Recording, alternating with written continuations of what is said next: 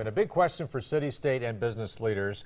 Could we have done something more to keep ConAgra here? It's something our Joe Chiodo asked the governor and Creighton economist Ernie Goss. Joe, what's the big picture here?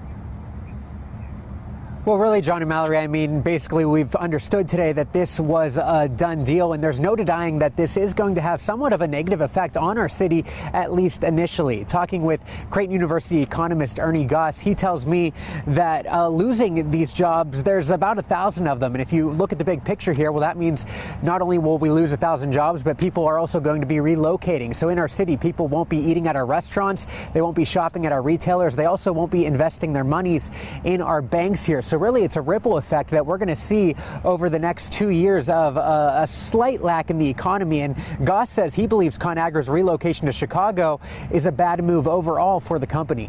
Omaha and Nebraska have their fiscal house in order. Illinois and Chicago have a fiscal house that's on fire.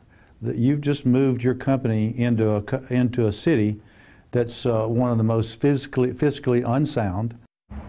And you hear his thoughts on it right there. And he adds that although we are taking a hit right now, that doesn't mean the future may not look bright. The fact that there are about to be a lot of jobs open and the fact that there could be some office space available, well, that could look pretty attractive to another Fortune 500 company. And that is something that actually Governor Ricketts talked with me about today as well. He says that he did ask the company if there is anything the state could do to stay. And CEO Sean Connolly told him, just like the mayor, that no, there is not. Now, Ricketts says the state needs to focus on attracting another major company to get here and selling Omaha as a great place to do business. He also adds that he does plan to have some action in helping those unemployed people get jobs. Certainly losing a job is probably one of the most stressful things that can happen to a person.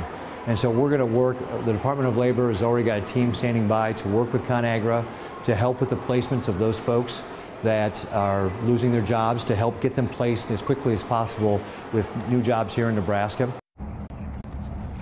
Ricketts says he first met with CEO Sean Connolly about a month ago to discuss some changes that he brought to the table, but he had no idea about the official move to Chicago until when he got a call very early this morning. John and Mallory?